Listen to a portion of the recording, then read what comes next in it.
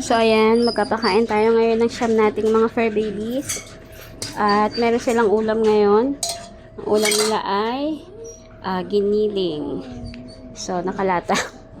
So, hindi pa tayo nakakapamalengke ulit. Pero may mga groceries pa naman sa stock sila ng liver spread. Ito, ng giniling, ng corned beef. Saka meron ding chicken. Yung chicken kasi hindi ko pa naluluto. Napakuluan ko na, ilulutuin ko sana pininyahan, pero hindi ko pa siya naluluto. So, ito yung pinagpakuluan ng chicken. Lalagyan natin ng giniling. Update nga pala dun sa, yung sa refund natin dun sa double payment sa dog food. Nakipag-coordinate na yung, yung rider. Kasi nireport ko siya sa Shopee. Tinawagan siya ng Shopee, tapos nabalik naman yung payment, yung double payment. Kaya salamat na rin sa Shopee at umaction na sila, kasi kailangan pala tawagan talaga sila bago, hindi lang basta yung report ka ng report, kailangan tatawagan mo talaga yung customer service para ma-actionan. So within the day, nakipag-usap yung rider, nakipag-settle. So, kanina, binigay niya na yung 1.4. Pero, 1.3 lang yung kinuha ko kasi binigyan ko pa rin siya ng 100 para doon sa effort niya nung dineliver niya yung dog food na yun, yung sa Pet One.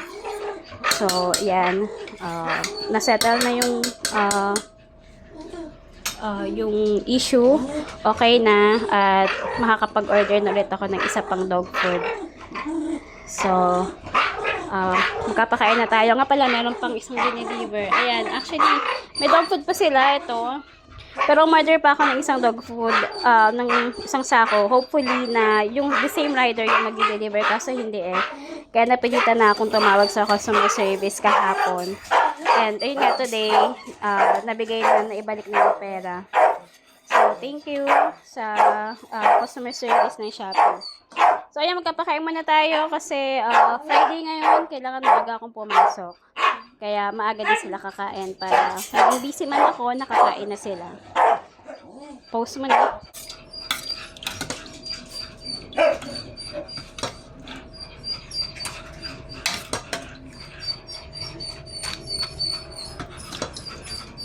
Dagdagan ko yung pagkain nila ngayon kasi kahapon, konti lang yung pinakain ko dahil hindi sila masyadong nakakaubos.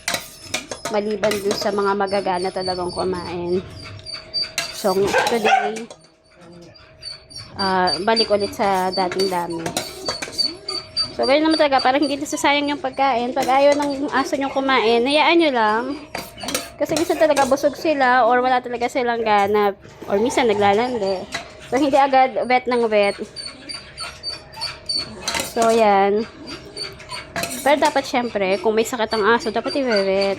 Pero, ako kasi, since yung mga alaga ko, mga aggressive to kasi, kaya napipilitan ako na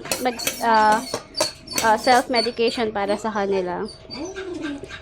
Unless kaya kong bitbitin, kagaya halimbawa ni Yafa, ni Loki, si Laila, nung nagka-tumor, napilitan din akong ibaba siya kahit na ang hirap kasi nananakmal siya eh. Pag nakakita, lalo na pag bata, nananakmal talaga siya. Hindi sila sanay sa tao. Pero all in all naman, okay naman. So, ayan. Yung tumor pala ni Laila, parang halos wala na eh. Napakaliit na lang. Kung dati nagdalandan siya. Ngayon, ano na lang, parang bayabas or may kukumpara mo sa kalamansi dahil sumabalang liit na siya. So, miracle talaga. So, malaking bagay talaga yung lagi nagpe-pray. So, ayan, kakain na sila. Pamimigay ko na to. Ay, haluin ka pala muna. So, halo-halo. So, ayan, kakain muna sila. Hindi ko na mabibidyohan yung pagpapakain, pagbibigay, pero rest assured na makakain sila. So, ayan, yan muna for today's video and updates. God bless everyone.